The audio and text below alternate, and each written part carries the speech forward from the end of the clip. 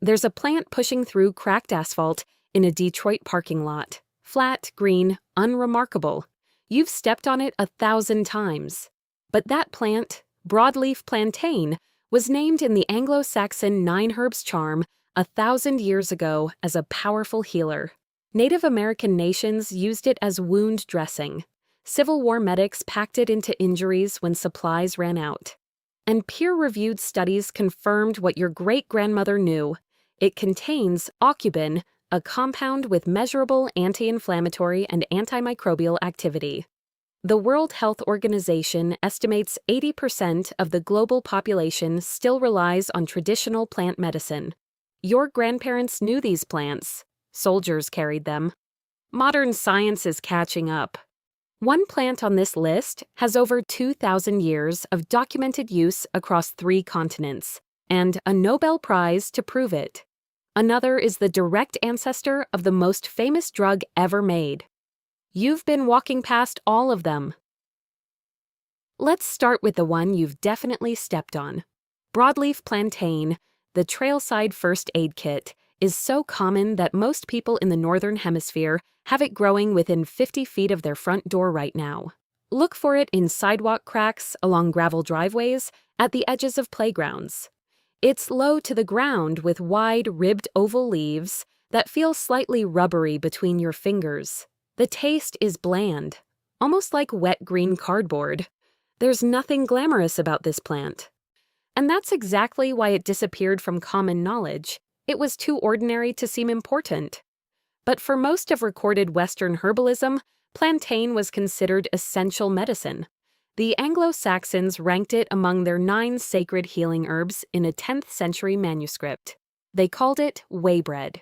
Across the Atlantic, multiple indigenous nations independently developed the same application, chewing a fresh leaf into a poultice and pressing it directly onto insect stings, cuts, and skin irritations. The Cherokee used it, the Shoshone used it.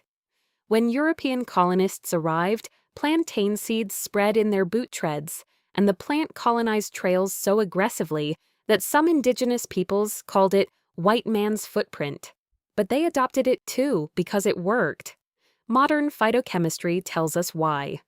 Plantain leaves contain aucubin, an iridoid glycoside with demonstrated anti-inflammatory and antimicrobial properties. One analysis in the Journal of Ethnopharmacology described plantain's wound-healing tradition as well supported by pharmacological evidence.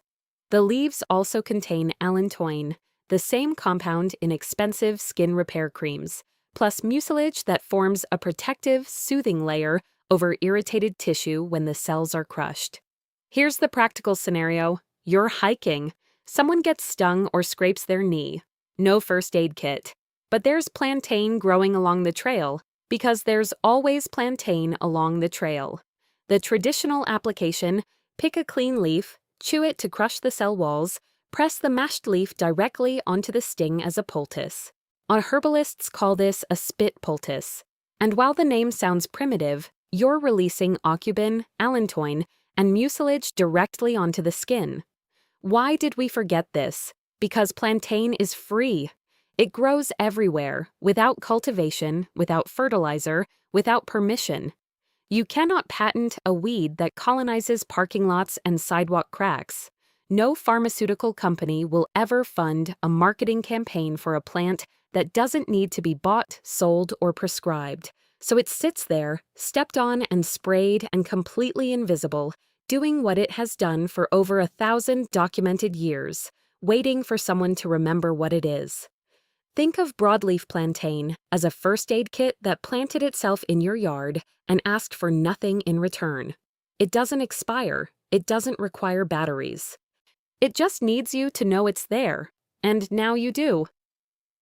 Now, let's talk about the plant you've been actively trying to kill. Dandelion, the liver's janitor, might be the most aggressively eliminated medicinal plant in modern history. Americans spend billions annually on lawn care, and a huge portion goes toward eradicating dandelions. We've been waging chemical warfare against a plant that 3 of the world's oldest medical systems independently classified as valuable medicine. Traditional Chinese medicine has used dandelion, piu gong ying, for over 1,000 years, primarily for liver and digestive support. Ayurvedic practitioners in India employed it as a bitter, cooling tonic. European folk herbalists made dandelion root tea a cornerstone of spring cleansing rituals. The plant's French name, air pissenlit, literally wet the bed, reflects its reputation as a natural diuretic. 3 continents, 3 independent traditions, same conclusions. That's convergent recognition. Modern research has begun mapping why. Dandelion root contains inulin, a prebiotic fiber that feeds beneficial gut bacteria. Studies have examined its hepatoprotective properties, showing potential for supporting liver cell health in laboratory models. A review in the journal Molecules cataloged dandelion's antioxidant, anti-inflammatory, and hepatoprotective activity across multiple study designs. The diuretic effect has been confirmed in human pilot studies, including one in the Journal of Alternative and Complementary Medicine showing increased urinary frequency within hours of consumption. Now look at this plant with fresh eyes. Those jagged, lion-toothed leaves, dentalion, tooth of the lion, are among the most nutrient-dense wild greens you can eat, rich in vitamins A, C, and K, plus iron and calcium. Young leaves taste bitter and peppery, excellent in salads. The stems bleed white, milky latex when snapped. The sunny yellow flowers smell faintly of honey. And the roots, when roasted, produce a dark, earthy, coffee-like tea that European communities drank for centuries. Not because they couldn't afford coffee, but because they knew what it did. Why forgotten? Because the American lawn care industry needed an enemy. The dandelion was too visible, too prolific, too stubbornly cheerful, and too easy to demonize. It became the poster child for an unkempt yard, the visual symbol of a homeowner who doesn't care. In reality, it's a symbol of a medical tradition that predates your house, your neighborhood, your country, and the very concept of a lawn. Killing dandelions for aesthetics is like hiring an exterminator to eliminate your pharmacist because you didn't like how he dressed. The plant your neighbor poisons every spring has been prescribed by healers across 3 continents for at least a millennium. That's not a weed. That's a pattern of knowledge we collectively chose to ignore, and the lawn care industry helped us do it. Here's one that might genuinely shock you. There's a succulent plant that grows flat against hot pavement, spreading through driveway cracks and garden edges. Most people pull it without a second thought, but purslane, the omega-3 weed, is not just edible. According to research in the Journal of the American College of Nutrition, it contains the highest levels of alpha-linolenic acid, a plant-based omega-3 fatty acid, of any leafy green ever tested. Higher than flax, higher than spinach, growing in your driveway for free. Ancient Greeks used purslane medicinally and as food. Pliny the Elder recommended it. Traditional Chinese medicine classified it as ma qi xian, a cooling herb for inflammation and skin conditions. In India, it appeared in Ayurvedic and Unani formulations. Aboriginal Australian communities used related species. Once again, independent cultures, separated by oceans and centuries, converging on the same plant most modern gardeners treat as trash. Pick a stem and examine it. Purslane has thick, succulent red stems and small, jade green teardrop leaves, fleshy and cool to the touch. Bite into one and you get a surprising lemony crunch, slightly tart, slightly mucilaginous. It's delicious raw in salads, and across much of the world it never stopped being a common vegetable. In Turkey, it's folded into yogurt. In Mexico, it's cooked with pork. The Mediterranean diets researchers associate with longevity, purslane is in them. Beyond the headline omega-3 content, purslane is remarkably rich in vitamins A, C, and E, and contains betalain alkaloids, the same class of antioxidant compounds found in beets, with demonstrated free radical scavenging activity. Research published in Scientific Reports has explored its anti-inflammatory compounds in cellular models. Its mucilaginous quality, the same slippery texture you feel when you chew it, reflects a cooling, soothing chemistry that aligns perfectly with its centuries-old traditional use for skin irritation and minor burns. Why did Western culture dismiss it? Because purslane grows without invitation, without cultivation, without anyone's approval. It thrives in the places we consider ugly: cracked concrete, vacant lots, gas station margins. Nobody markets it, so nobody thinks to eat it. But here's the irony. People pay premium prices for omega-3 supplements while pulling the richest plant-based source of omega-3s out of their garden and composting it. That's a system that trained you to look in bottles instead of at the ground. Purslane is nature's omega-3 capsule. Filling prescriptions in your driveway cracks longer than your driveway has existed. Before we accelerate, pause and notice the pattern taking shape. 3 plants covered so far: plantain, dandelion, purslane, and every single one grows within walking distance of most homes in temperate climates. Every single one has documented use across multiple independent traditional medical systems. Every single one contains specific bioactive compounds verified by modern phytochemistry and pharmacological research, and every single one is routinely destroyed, poisoned, pulled, mowed, and eliminated by people who simply don't know what they're looking at. If 3 overlooked plants carry this much documented power, what else have we been stepping on? There's one more in this opening tier before we move into the entries that start to genuinely shock, and it's the quietest of the group.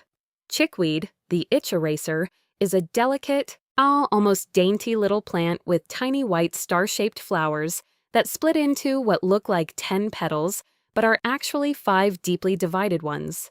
It creeps along garden beds and shaded pathways on slender, trailing stems with a single line of fine hairs running up one side. It grows in cool, damp conditions: early spring, shaded corners, the moist edges of well-watered lawns. If you've ever weeded a garden bed in April, you've almost certainly pulled handfuls of chickweed and tossed it aside without a second glance. It tastes mild and green, like a gentler spinach, and disappears so completely in summer heat that many people never even register its brief seasonal appearance. European folk herbalism has used chickweed for centuries, perhaps longer, primarily as a topical skin soother. It was a standard ingredient in traditional ointments and salves for itchy, irritated, or inflamed skin conditions.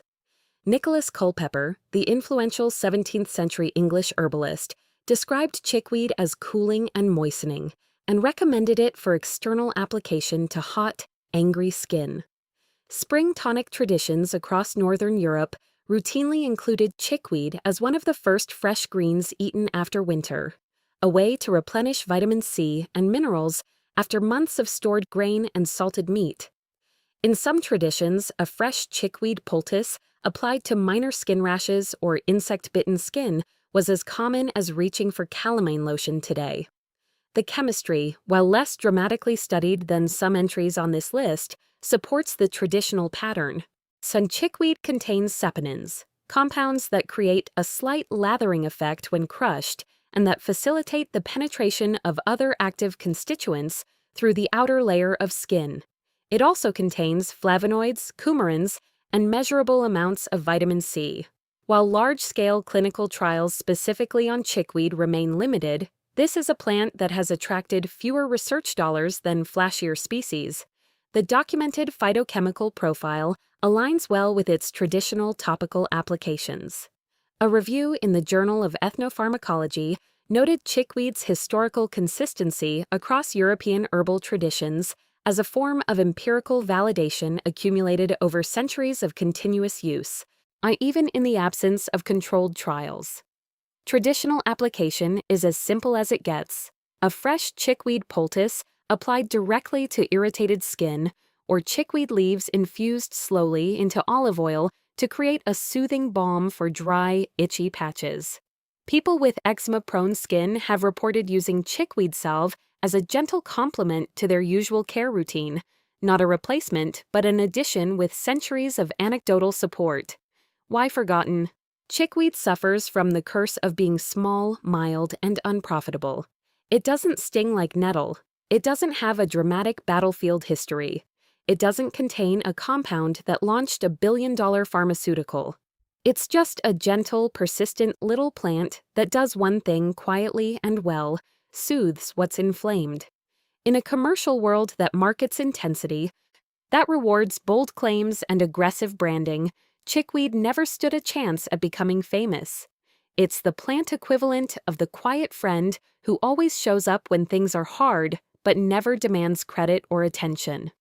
Here's what matters. We've now seen 4 plants, 4 continents of traditional use represented, specific compounds verified by modern analysis, all of them growing wild, free, and dismissed.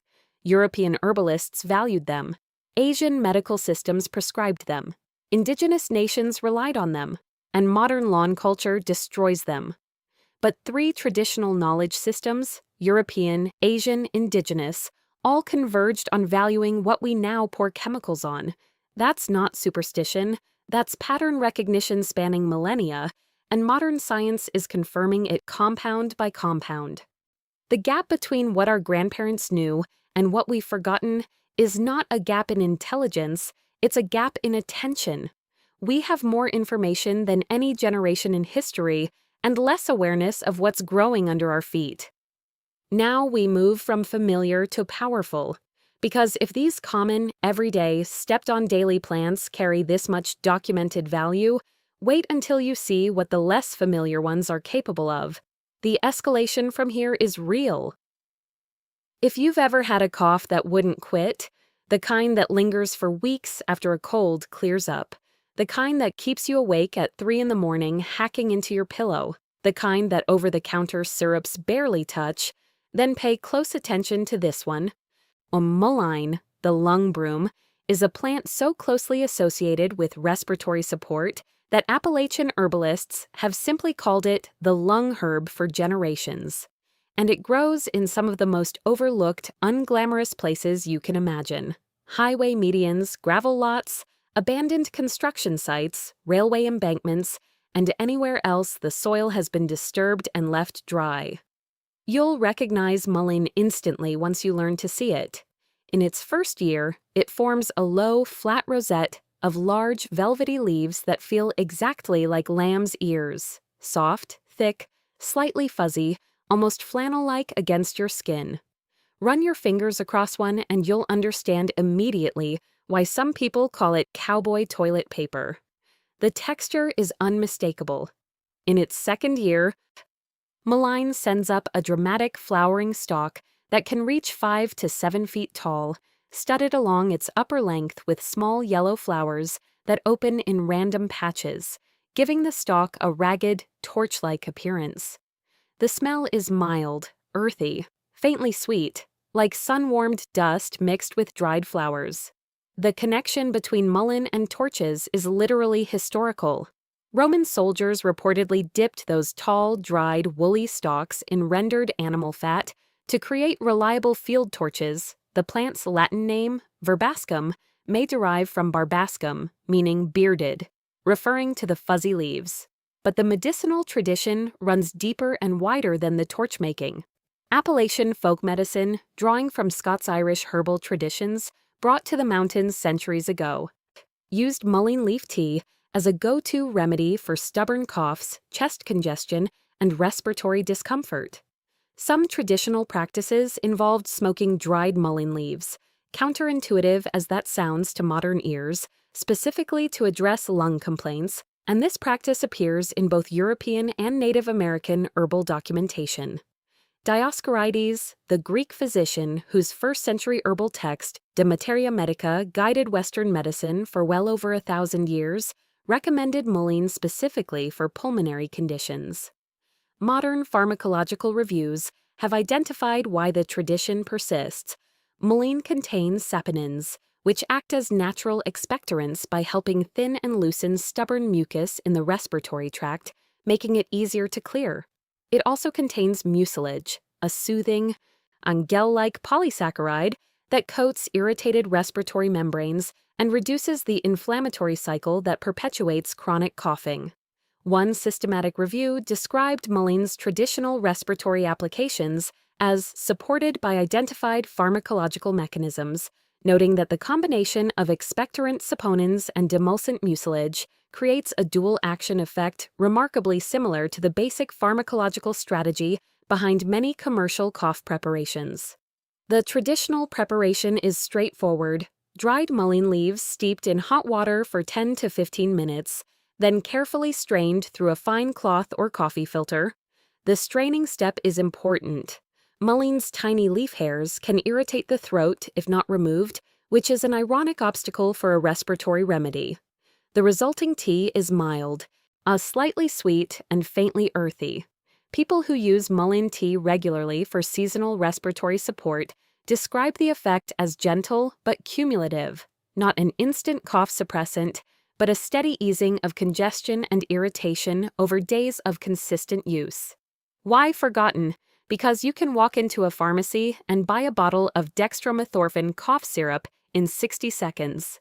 It comes in a measured dose, in a labeled bottle, with a brand name and a marketing campaign. Mullein tea takes patience. It takes preparation. It takes knowing what that tall, fuzzy, torch-like stalk on the roadside actually is, and most people drive past it at 50 miles an hour without a flicker of recognition. Patience doesn't sell. Instant relief does. And so the lung herb stood at the roadside while the cough syrup aisle expanded year after year, filling an entire pharmacy wall with products that attempt to do what one plant has been doing since Roman legionaries used it for torchlight. But here's what's worth sitting with: the pharmacological principle behind mullein. Expectorant plus demulcent, loosening mucus while soothing membranes, is the same basic strategy that commercial cough products attempt to replicate with synthetic compounds. The lung broom was doing this centuries before the first cough syrup was bottled. It's still doing it now, growing for free in the gravel lot behind the very pharmacy that sells its synthetic imitation. Mullein is the lung's quiet maintenance crew, unscheduled, unpaid, and completely unaware that it's been replaced by a product that copied its homework. And it keeps showing up for work anyway, every summer, in every gravel lot and highway median on the continent. Now we're getting into the plants with battlefield credentials, and this one earned its name not in gardens, but in blood and urgency. Yarrow, the battlefield stitch, carries the botanical name Achillea millefolium, and that first word is not an accident. According to Greek mythology, the warrior Achilles himself used yarrow to treat the wounds of his soldiers during the siege of Troy. Whether the myth reflects literal history or simply captures how deeply this plant was embedded in ancient wound care, the naming tells you something crucial. In the classical world, yarrow and wound treatment were synonymous. But you don't need mythology when you have documented history. Yarrow was a recognized wound-staunching herb in European conflicts for centuries. During the American Civil War, field medics reportedly turned to yarrow when conventional medical supplies ran low, pressing crushed leaves into lacerations to help control bleeding. The practice echoed in World War I trench medicine, where soldiers with basic herbal knowledge sometimes applied yarrow in the absence of proper bandaging. Across North America, independent of any European influence, indigenous nations arrived at identical applications. The Navajo, Cheyenne, Blackfoot, and numerous other nations used yarrow on cuts, wounds, and bruises. The Zuni used it specifically as a poultice for burns. Convergent use across oceans and centuries for the same purpose, stopping blood and healing wounds, is not coincidence, it's evidence. Find yarrow growing wild, and you'll notice its most distinctive feature: feathery, in finely divided leaves that look almost like green lace, so intricately cut that they appear soft from a distance. The species name millefolium means 1,000 leaves. And while that's an exaggeration, you'll understand the impulse. Each leaf is divided into so many tiny segments, it seems impossibly complex. Crush the leaves between your fingers, and you'll release a sharp, pungent, camphor-like herbal scent that's instantly recognizable and slightly medicinal. The flowers form flat-topped clusters called corymbs, dense, plate-like bouquets of tiny white or occasionally pink-tinged blossoms that smell astringent and green, like a concentrated version of an herb garden after rain. The whole plant has a slightly rough, dry texture, as though it was built for durability rather than decoration. The key compound behind yarrow's wound care reputation is acetylene, an alkaloid that research has demonstrated supports hemostasis, the natural process of blood clotting. When applied topically, acetylene helps the body form clots faster at wound sites. Yarrow also contains chamazoline and other azzoline compounds with anti-inflammatory activity, along with flavonoids that contribute to its traditional reputation as a fever-managing herb. A study published in Phytotherapy Research confirmed anti-inflammatory and antioxidant activity in yarrow extracts, and the European Medicines Agency has acknowledged its traditional use status for several applications, including minor wound care and digestive support. Practical scenario: you're in the field, hiking, camping, working on a rural property, and someone gets a cut deep enough to bleed freely. The first aid kit is out of reach.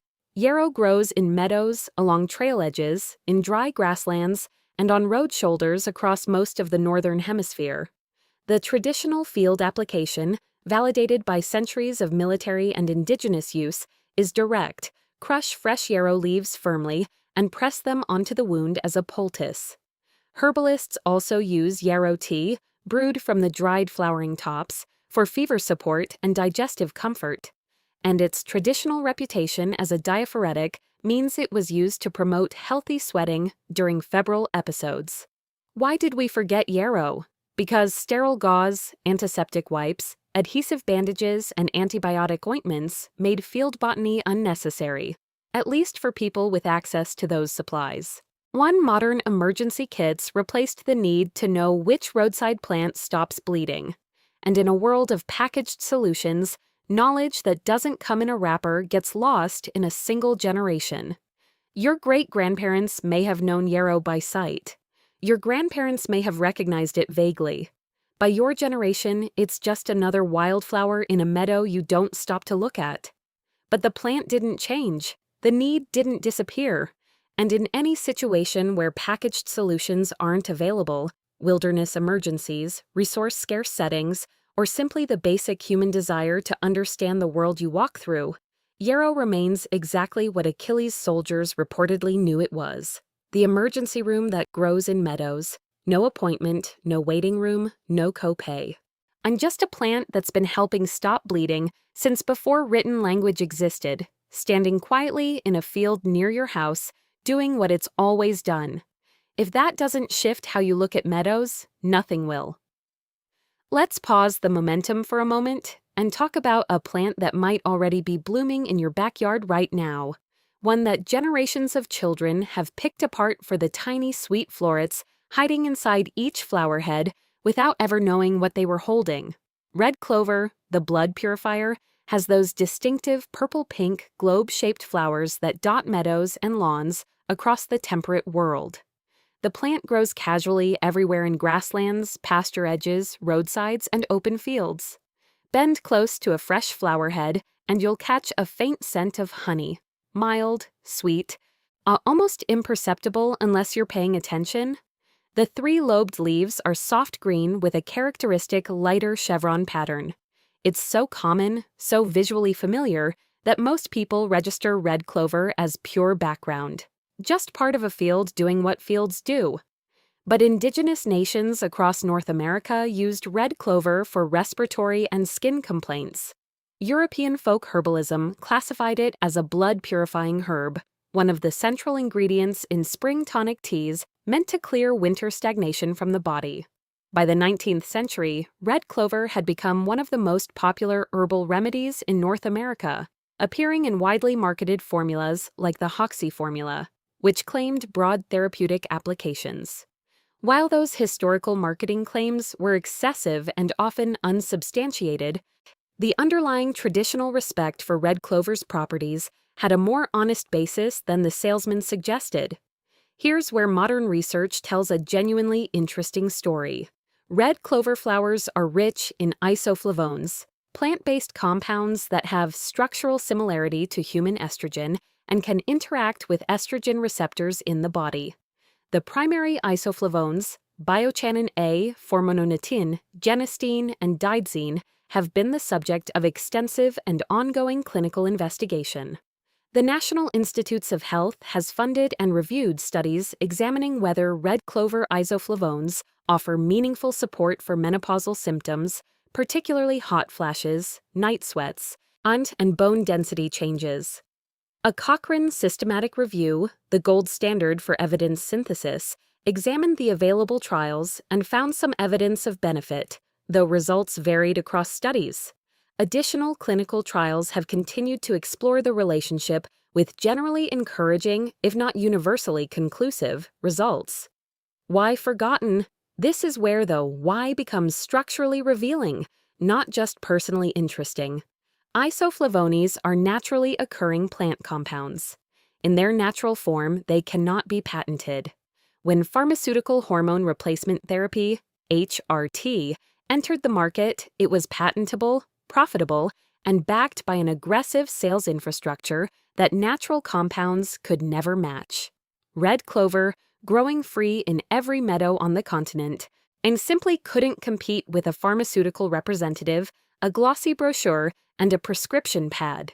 The flower your grandmother might have dried and brewed as a gentle daily tea was quietly replaced by a product that could generate quarterly earnings reports.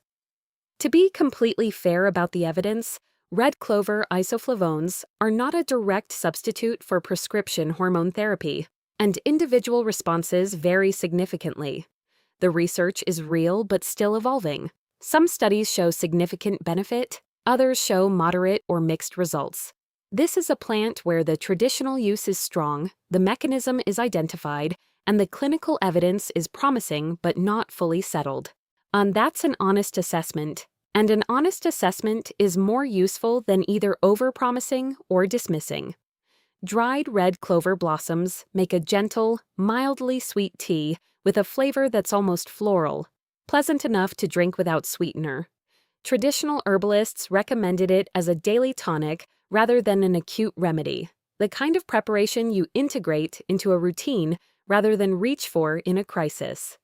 Some modern herbalists combine it with other supportive herbs for menopausal comfort blends, and red clover extract is available as a standardized supplement in health food stores, often shelved next to far more expensive isolated isoflavone products that contain essentially the same active compounds. Think of red clover as the steady, patient presence in the meadow, not dramatic, not loud, but showing up reliably, season after season, with something that millions of women might benefit from knowing about. The fact that a wildflower growing free in every field contains compounds directly relevant to one of the most common health transitions in adult life deserves far more attention than it currently receives. If you're starting to see fields differently, if the background scenery is starting to come into focus as something more layered and more valuable than you realized, then you're tracking exactly where this list is heading. Keep going, because the next one teaches you something about earning your medicine. This next one comes with a built-in lesson and a literal sting. Stinging nettle, the green multivitamin, is one of those plants that forces you to respect it before it agrees to help you. And brush against it with bare skin, and you'll feel an immediate, sharp, burning sensation from the thousands of tiny, hollow hairs, called trichomes, that line its stems and the undersides of its dark, deeply serrated leaves. Each trichome functions like a miniature hypodermic needle. When you make contact, the silica tip breaks off, and the hollow shaft injects a cocktail of formic acid, histamine, serotonin, and acetylcholine directly into your skin.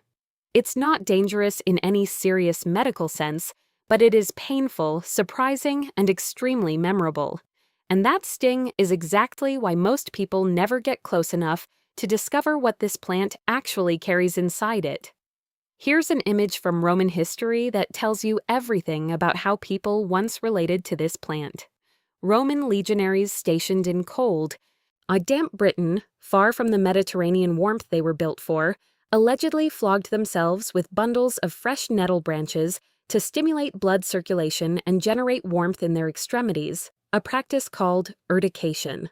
Whether that specific account is literal history or military legend, it reflects a documented European tradition of using nettle's irritant properties therapeutically. Pan-European folk medicine classified nettle as one of the most important plants in the entire spring tonic repertoire. After a long winter of eating stored nutrient-depleted foods, dried grains, salted meats, root vegetables, slowly losing their vitality in cold cellars, the first tender spring nettles emerging from thawing ground represented something critical: a concentrated, desperately needed burst of iron, calcium, magnesium, potassium, and vitamins A and C. Harvested with thick gloves, blanched for 30 seconds to neutralize the stinging hairs, nettle greens taste somewhere between spinach and a rich, mineral-dense vegetable broth. Deep, green, earthy, and surprisingly satisfying. Modern nutritional analysis confirms what spring foragers knew empirically. Stinging nettle leaves are genuinely, measurably rich in bioavailable minerals, particularly iron and calcium, nutrients that were chronically scarce in pre-modern winter diets.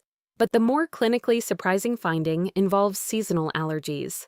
A randomized, double-blind study published in Plantamedica found that freeze-dried stinging nettle leaf produced statistically significant improvement in allergic rhinitis symptoms compared to placebo. The irony is almost poetic. A plant that injects histamine through its sting may help modulate the body's own histamine response when consumed internally. Subsequent research has explored nettle's effects on inflammatory markers, urinary tract support, and prostate health, with generally encouraging preliminary results across multiple areas of investigation. Practical use: nettle is traditionally harvested in early to mid-spring. Before flowering, using thick gloves. A brief blanching in boiling water, 30 seconds to a minute, completely neutralizes the stinging compounds, rendering the leaves safe and mild. In parts of Eastern Europe, nettle soup remains a seasonal staple, not a hipster novelty, not a foraging trend, but a nutritional tradition maintained continuously for centuries because it works and because it's free. Iron nettle tea, brewed from dried leaves, is one of the most commonly consumed herbal teas in European folk tradition. Why forgotten? Two converging forces. First, nettle fights back. It literally hurts to pick, and modern convenience culture has no tolerance for a food source that stings you. Second, the invention of frozen spinach, multivitamin tablets, and year-round grocery produce eliminated the perceived need to forage anything, let alone something painful. Why brave the stings when you can buy a pill and a bag of pre-washed greens? Because the pill and the bag don't carry what the plant does, not in the same form, not in the same complexity, not with the same bioavailability, and not with 1,000 years of continuous validation embedded in the recipe. Nettle is the green multivitamin that makes you work for it. Most people take one look at the stinging hairs and decide it's not worth the trouble. And maybe that's fine. Not every plant is for everyone. But the people who learn to harvest it, who blanch it and cook it and brew it, discover something that the supplement aisle can approximate but never fully replicate: a whole plant nutritional density forged by evolution, validated by tradition, and confirmed by analysis. Nettle dares you to earn it. Most people decline. Their loss. If you're still here, if you've tracked through sidewalk weeds, driveway succulents, battlefield wound herbs, and a plant that stings you before it feeds you, then you're ready for the entry that bridges the common and the legendary. And it's one that's staged a remarkable comeback in living memory. Elderberry, the viral shield, comes from the elder tree, on a large shrub or small tree with spreading branches, compound leaves, and two very different seasonal faces. In late spring, it produces broad, flat clusters of tiny cream-white flowers called umbels that smell sweet and musky. Elderflower cordial, made from these blossoms, is a classic European summer drink still popular from England to Austria. In late summer, those flower clusters transform into dense, drooping bunches of tiny, dark purple-black berries that stain your fingers like ink and taste tart, astringent, and faintly wine-like. The medicinal reputation of the elder tree is genuinely ancient. Hippocrates, the Greek physician credited as the father of Western medicine, reportedly called the elder tree his medicine chest for the breadth of its traditional applications. European folk herbalism used elderberry preparations extensively during epidemic seasons, and the plant featured prominently in household remedy traditions for centuries across northern and central Europe.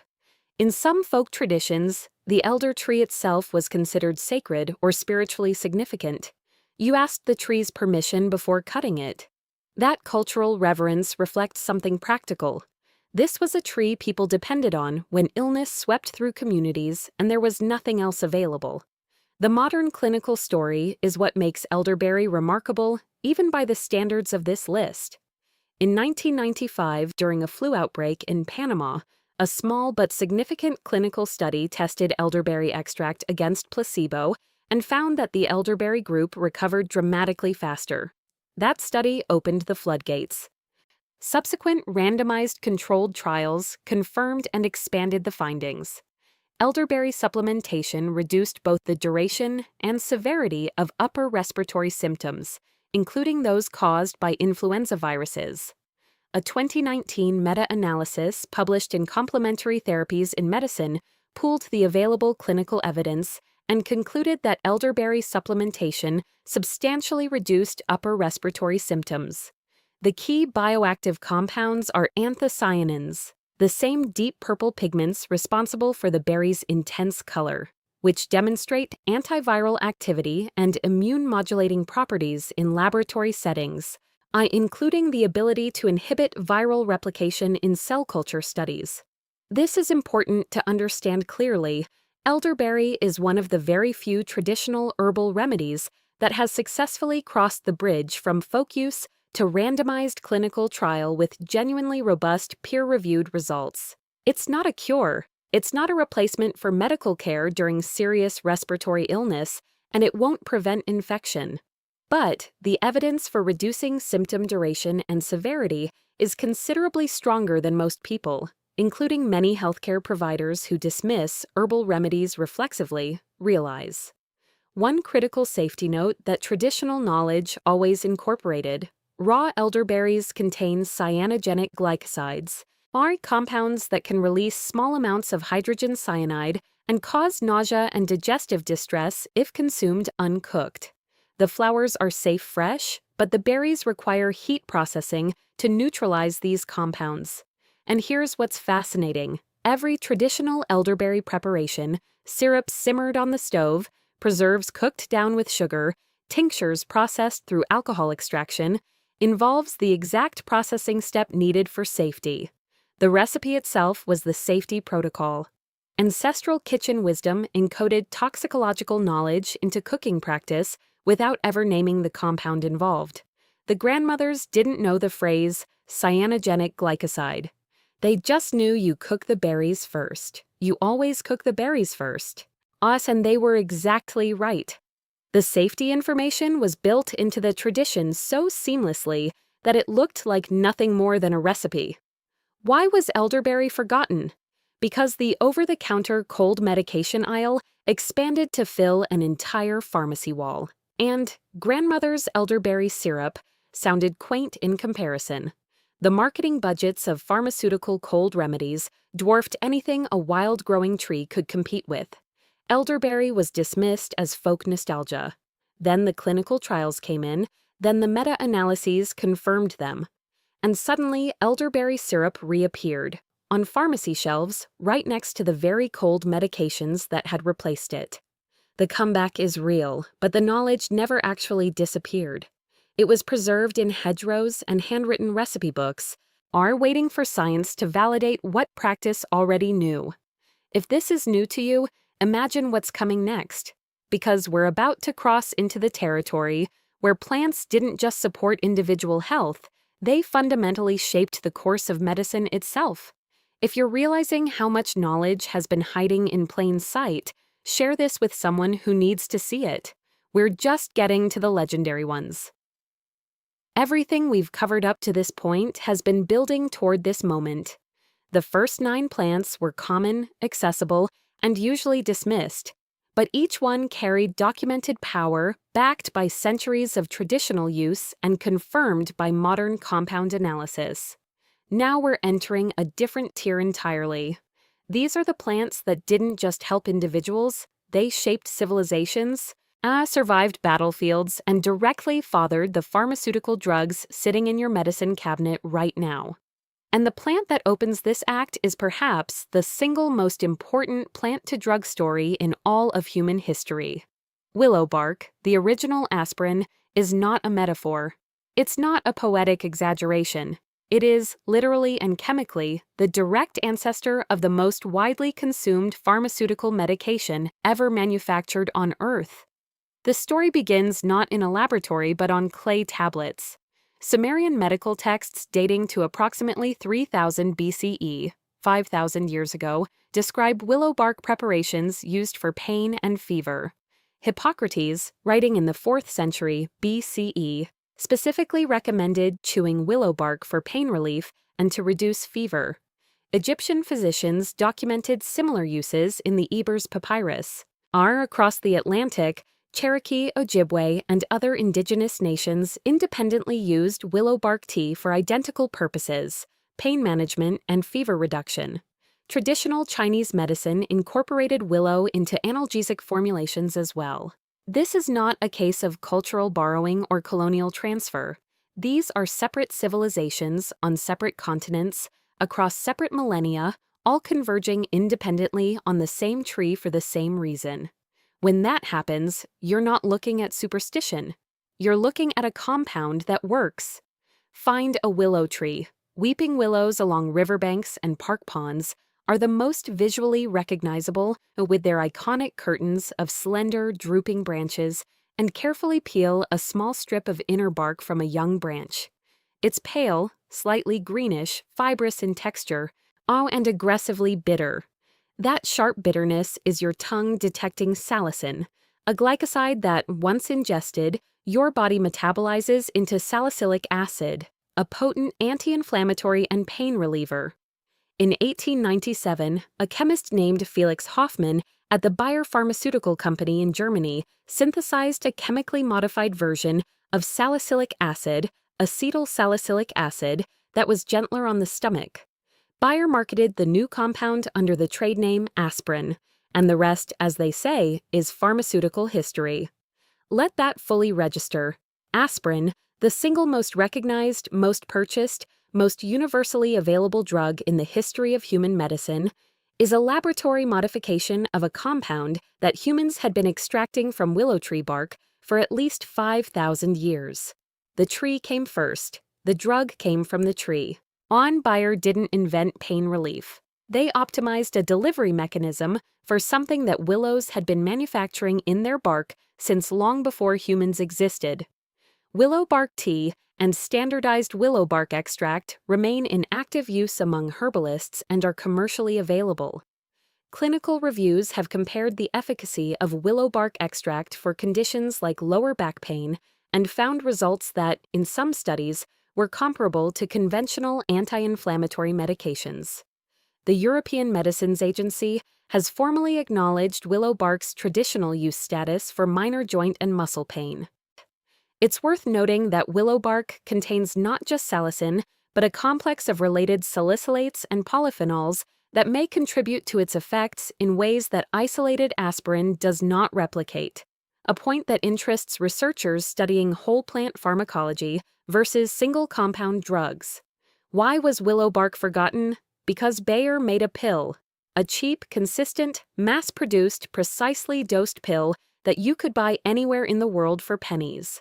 Once the synthetic descendant existed, the living source became invisible. You don't need to find a willow tree when every convenience store sells the synthetic version. But the tree is still growing, along riverbanks, in parks, beside ponds, in wet ditches, still producing salicin in its bark, still doing quietly what it has done since the Sumerians inscribed it on clay. The tree is older than the pharmaceutical company, older than the country where that company was founded, older than the language you're reading this in. Willow bark is the clearest, most undeniable proof that modern pharmacy didn't invent medicine, it inherited it, refined it, standardized it, scaled it, all genuine achievements worth respecting. But the knowledge came from the tree, and nobody credited the source. The next time you take an aspirin, you're swallowing the direct descendant of a willow bark tea that someone brewed 5,000 years ago on the banks of a Mesopotamian river. The pill is convenient, the tree was first, and the tree is still standing there, waiting by the water, as it always has been. If willow bark is the most foundational plant-to-drug story in medical history, this next one might be the most dramatic, because this plant didn't just influence a pharmaceutical product, it won a Nobel Prize. And the story behind it reads like a scientific thriller spanning 2,000 years, a secret military project, and a single researcher who changed the trajectory of global health by taking an ancient text seriously. Wormwood, the parasite killer with a Nobel Prize, belongs to the genus Artemisia, a vast group of aromatic plants found worldwide. But its most medically consequential species, Artemisia annua, sweet wormwood, or Qinghao in Mandarin, has a documented history in traditional Chinese medicine stretching back over 2 millennia. The ancient Chinese pharmacopoeia included Qinghao as a treatment for what were called intermittent fevers, cyclical fevers that, in retrospect, are almost certainly describe malaria. A particularly critical text, the Handbook of Prescriptions for Emergency Treatments, written around 340 CE by the physician Ge Hong, contains a remarkably specific instruction. Soak Qinghao in cold water, wring it out, and drink the juice. Not a hot tea, not a boiled decoction, a cold extraction. That detail, preserved in a handwritten text 1,600 years ago, would prove to be the pivotal clue that made everything else possible. Because heat destroys artemisinin, the active compound. Ji Hong didn't know the chemistry, but he knew the preparation method that preserved it. Fast forward to the late 1960s. The Vietnam War was raging, and malaria was devastating soldiers on both sides. Existing anti-malarial drugs were failing against increasingly resistant strains of the Plasmodium parasite. The Chinese government, supporting North Vietnam, launched a classified military research initiative called Project 523 to find new anti-malarial treatments. Among the hundreds of scientists assigned to the project was a young pharmacologist named Tu Youyou. Her specific task, comb through traditional Chinese medical texts for leads. Tu Youyou found Ge Hong's 1,600-year-old cold extraction instruction for Qinghao. She tested it, she refined the extraction process. She isolated a compound, artemisinin, that proved devastatingly effective against the malaria parasite, including drug-resistant strains that were killing tens of thousands. Artemisinin-based combination therapies, developed from her discovery, have since saved an estimated millions of lives across the malaria-endemic regions of Africa, Southeast Asia, and South America. In 2015, Tu Youyou was awarded the Nobel Prize in Physiology or Medicine, the first Chinese woman to receive a Nobel in any science category, for a discovery that came directly from reading an ancient herbal text and taking its preparation instructions seriously enough to test them in a modern laboratory. The plant itself is unremarkable to casual eyes, silver green with finely divided, lacy, almost feathery leaves. Crush them between your fingers and the aroma is intense, bitter, sharp, herbaceous, with a dry, dusty, almost astringent quality. It smells like something medicinal. In traditional European herbalism, closely related wormwood species, particularly Artemisia absinthium, were used for digestive parasites, as a bittering agent in absinthe, and as a vermifuge, which literally means worm expeller. The genus name Artemisia traces to the Greek goddess Artemis, protector and healer. This plant has carried divine names across cultures. Here's the shock contrast that should reframe how you think about traditional medicine. For the better part of a century, mainstream Western medicine dismissed traditional Chinese medicine wholesale as unscientific folk practice, quaint at best, dangerous at worst. Then a scientist trained in that very tradition mined a 2,000-year-old text, extracted a compound using an ancient cold preparation technique that Western pharmacology would never have thought to try, and produced one of the single most important medical breakthroughs of the 20th century.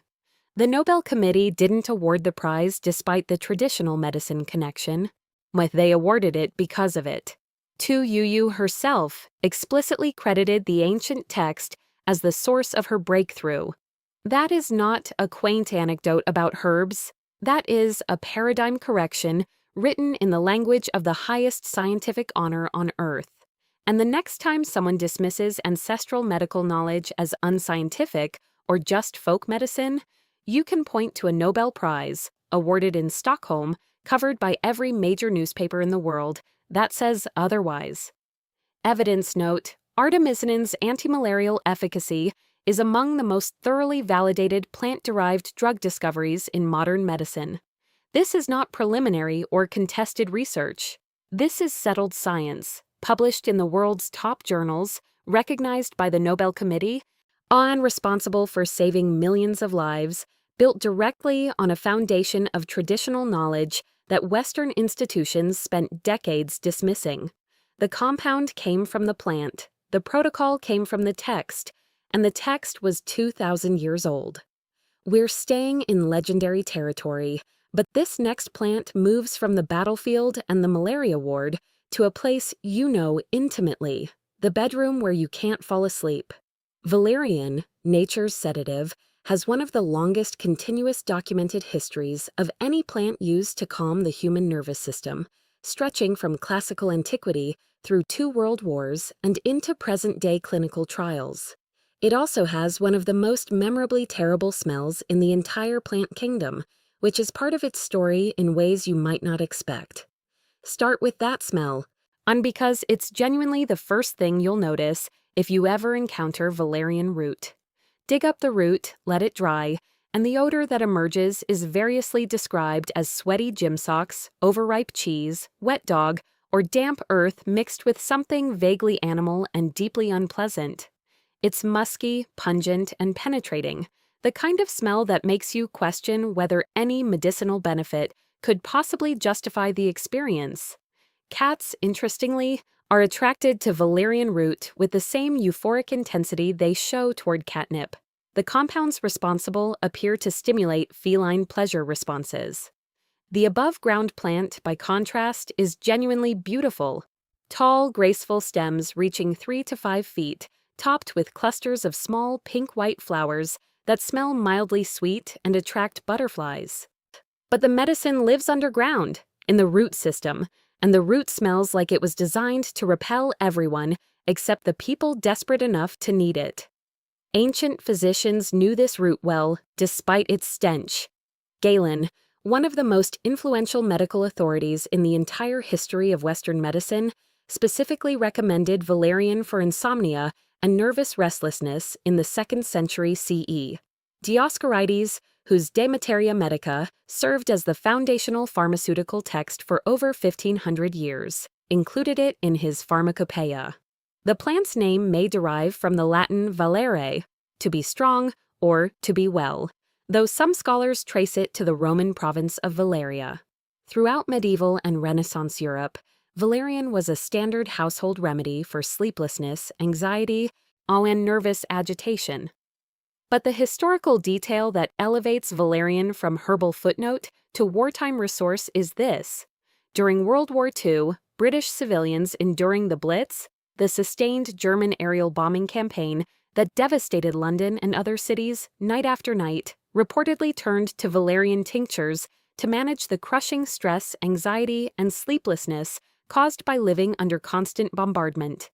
When pharmaceutical sedatives were scarce, rationed, or reserved for military medical use, valerian offered civilian populations a way to survive the psychological toll of nightly air raids. It was medicine born from necessity, administered under conditions that most modern insomnia sufferers cannot begin to imagine. Modern pharmacology has identified the primary mechanism. Valerianic acid, extracted from the root, modulates gamma-aminobutyric acid receptors, GABA-A receptors, in the brain. GABA is the primary inhibitory neurotransmitter in the central nervous system, and enhancing its activity produces sedation and anxiety reduction. This is the exact same neurotransmitter system targeted by benzodiazepine medications like diazepam and modern sleep drugs like zolpidem. The mechanism is not similar, it is the same system. Multiple clinical trials have examined valerian root extract for sleep quality, with a meta-analysis in the American Journal of Medicine concluding that valerian might improve sleep quality without producing side effects, though the authors noted variability across study designs and called for more standardized research. Traditional preparation, root tea or alcohol-based tincture, taken approximately 30 minutes before bed. And the taste is exactly as earthy and pungent as the smell predicts, deeply herbal, bitter, and not remotely pleasant. This is functional medicine, not a spa experience. Why forgotten? Pharmaceutical sleeping pills offered faster, stronger, more predictable sedation, and came with marketing budgets that no root growing in a garden could match. Benzodiazepines in the mid-20th century, then Z-drugs like zolpidem in the late 20th, captured the sleep aid market almost completely. And valerian root smells terrible. In a consumer culture that demands pleasant sensory experiences, a foul-smelling root was never going to compete with a sleek white pill in a designed bottle. The pharmacology lost to the packaging. But the GABA modulation is documented. The clinical trials exist.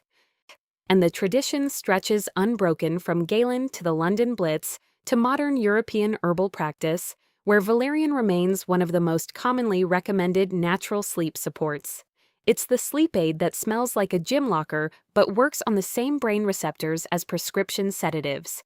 Proof that sometimes the best medicine is the one that doesn't bother trying to impress you.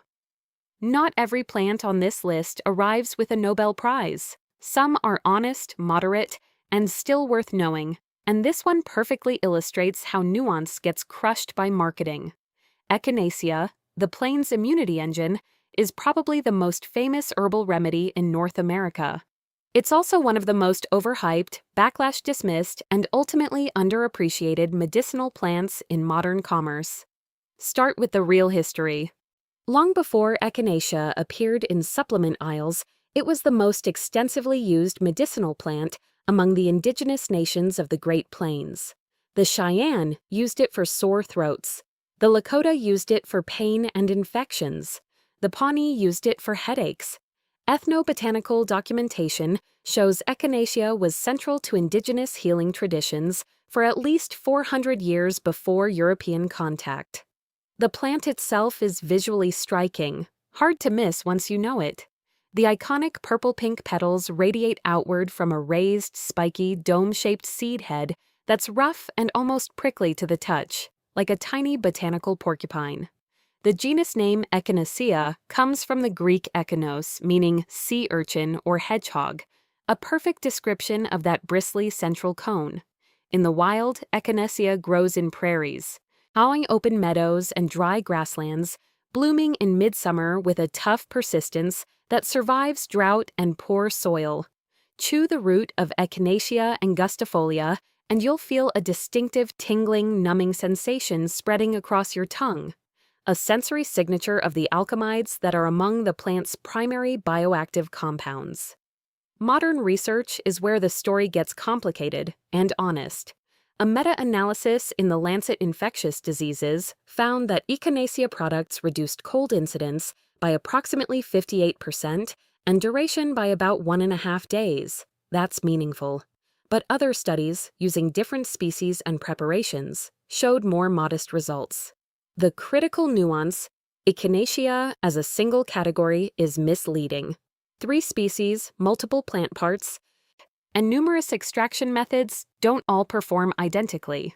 The key compounds, alkaloids, polysaccharides, and caffeic acid derivatives modulate immune response through multiple pathways. They enhance innate immune function rather than vaguely boosting immunity, a more nuanced and accurate description than supplement labels provide.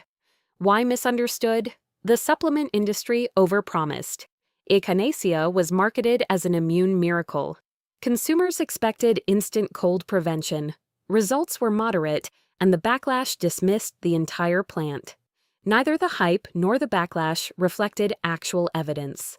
The truth: Echinacea has real, documented immune-modulating properties supported by centuries of indigenous use and clinical evidence. Oh, it's moderate and reliable, and that's exactly what sound natural medicine looks like. Not every plant is a revolution. Some are workhorses. Echinacea got famous too fast, got dismissed too hard, and deserves a second look based on what the research actually says. If the first 13 plants have shifted how you see the landscapes around you, we're exactly where we need to be. The final act isn't about more shocking entries. It's about what all of this means. We've traveled from sidewalk cracks to battlefields to Nobel Prize ceremonies. We've watched plants that grow in parking lot fissures carry 5,000 years of medical tradition in their leaves.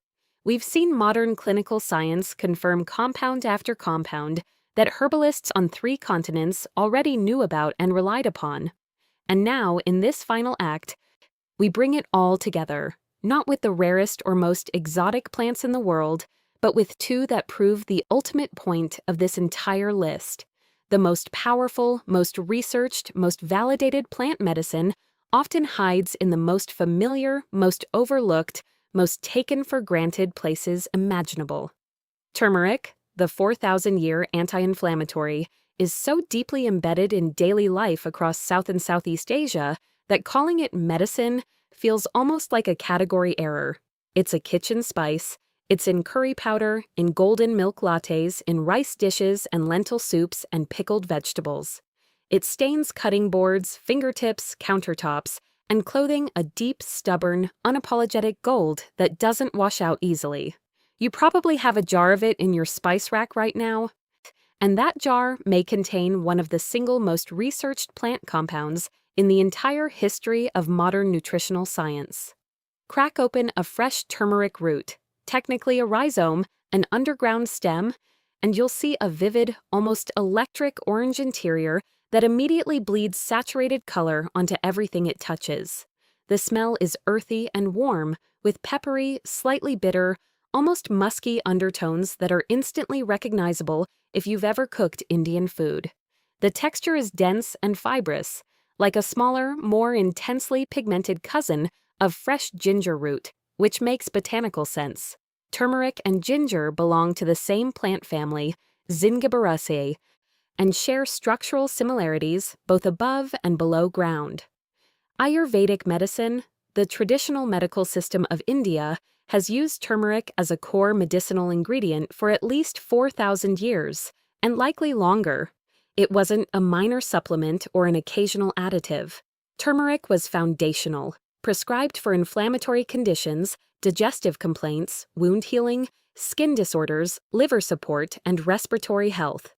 Traditional Southeast Asian medicine integrated turmeric similarly, blurring the line between food and medicine so completely that the concepts were never separated to begin with.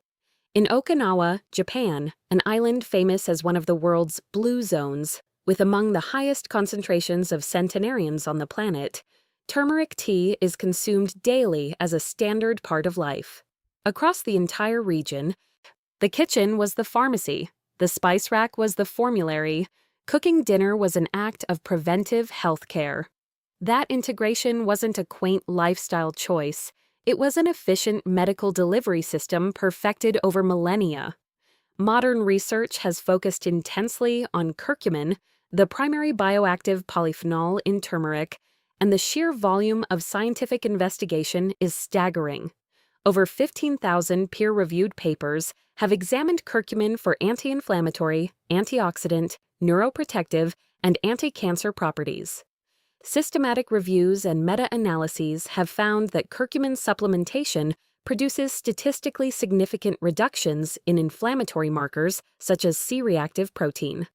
A meta-analysis published in the Journal of Medicinal Food confirmed meaningful improvements in biomarkers of inflammation. Studies have explored curcumin's effects on joint comfort, cognitive function, cardiovascular markers, and mood, with results ranging from encouraging to robust, depending on the specific application and study design. But here's the honest qualification that makes turmeric's story fascinating rather than simple.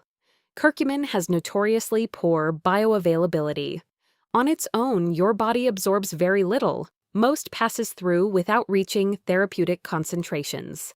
This is a genuine limitation that supplement marketing often glosses over. However, and this is where ancestral wisdom proves its sophistication, traditional Indian preparations always combined turmeric with two specific ingredients, black pepper and fat. Black pepper contains piperine, as a compound shown in one widely cited study to enhance curcumin absorption by approximately 2,000%. Fat, ghee, coconut oil, or other cooking lipids further improves absorption because curcumin is fat-soluble. The traditional recipe was the delivery system. Ancient cooks didn't know the word bioavailability. They didn't understand piperine's inhibition of hepatic glucuronidation. But their recipes solved the absorption problem centuries before biochemistry could explain why it needed solving. That's not coincidence. That's empirical refinement accumulated over generations of observation and passed down through kitchen practice. Why forgotten? Turmeric didn't exactly disappear from use. It stayed in kitchens worldwide. But in Western culture, the connection between culinary spice and medicinal compound was severed. Spices became flavoring agents, not therapeutic tools. The idea that your dinner could simultaneously function as your anti-inflammatory regimen felt too simple, too domestic, too unimpressive for a healthcare system built on pharmaceutical complexity and clinical specialization. Turmeric is the ultimate proof that the pharmacy and the kitchen were never separate institutions. They were always the same room, with the same tools, serving the same purpose. We just decided to build a wall between them and then forgot why the room was designed that way in the first place. The most studied plant compound in modern nutritional science has been sitting in your spice rack the whole time, staining everything gold, as if trying to get your attention. This is the last plant on this list, and it might haunt you most, not because it's rare, but because it's so familiar you never thought to look beneath the surface. Chamomile, the calm in the chaos, is arguably the most universally recognized herbal preparation on Earth. You've seen it in every grocery store, every hotel room, every grandmother's cabinet. Have some chamomile has become cultural shorthand for gentle helplessness. It's so common it became invisible, wallpaper in the world of herbal medicine. That assumption is wrong. Ancient Egyptians dedicated chamomile to their sun god Ra and used it for fever and skin conditions. Greek physicians prescribed it. The name comes from shamimelon, earth apple, for the sweet apple scent of crushed flowers. Roman texts documented its calming properties. Medieval herbals listed it as essential household medicine. The Anglo-Saxons included it in their sacred healing traditions. Every major Western civilization continuously recognized chamomile as essential medicine for thousands of years. Now, the modern science. Chamomile contains apigenin, a flavonoid that binds to benzodiazepine receptors in the brain, the same receptors targeted by anti-anxiety medications like diazepam. A randomized clinical trial in the Journal of Clinical Psychopharmacology found chamomile extract produced significant improvements in generalized anxiety symptoms compared to placebo. A follow-up confirmed sustained benefit. Additional research demonstrated effects on sleep quality. Apigenin's mechanism on GABA-A receptors is documented. The same pharmacological pathway that makes benzodiazepines work is what chamomile's primary compound targets. Gentler, slower, but the mechanism is real. Those tiny daisy-like flowers, white petals, golden centers, release a sweet apple fragrance when crushed. The tea is golden, mild, and nearly impossible to dislike. In a plant kingdom full of challenging experiences, valerian's stench, nettle's sting, wormwood's bitterness, chamomile asks nothing except hot water and 5 minutes. Why forgotten? Something worse than forgetting, it was trivialized. Just chamomile tea became a dismissal. Too gentle to be taken seriously, but behind that golden cup, Apigenin is binding to the same receptors that prescription anxiolytics target.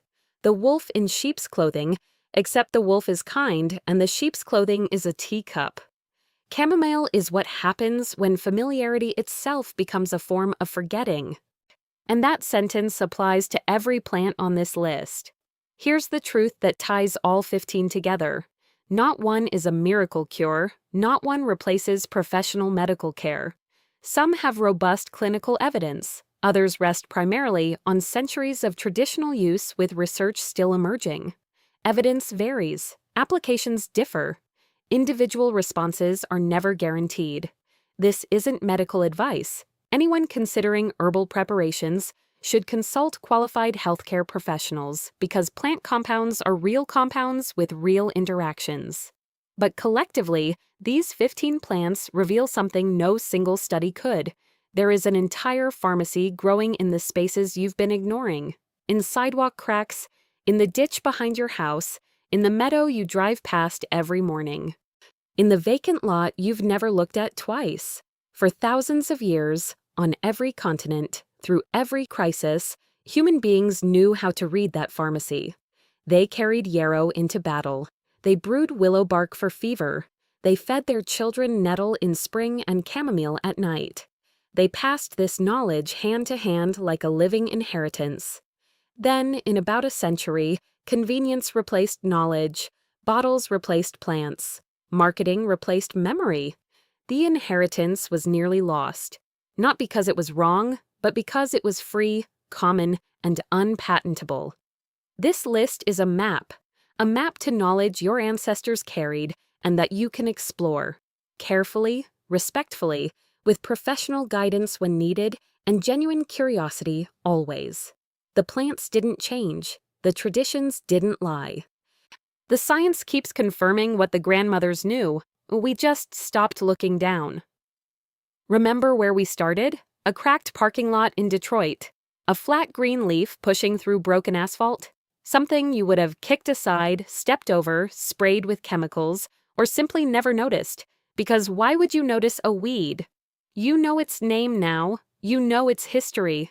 You know what Anglo-Saxon healers chanted over it, what soldiers packed into wounds when the medical kits ran dry, and you know the compound, aucubin, that makes it work. And that's just one leaf, in one crack, in one parking lot, in one city.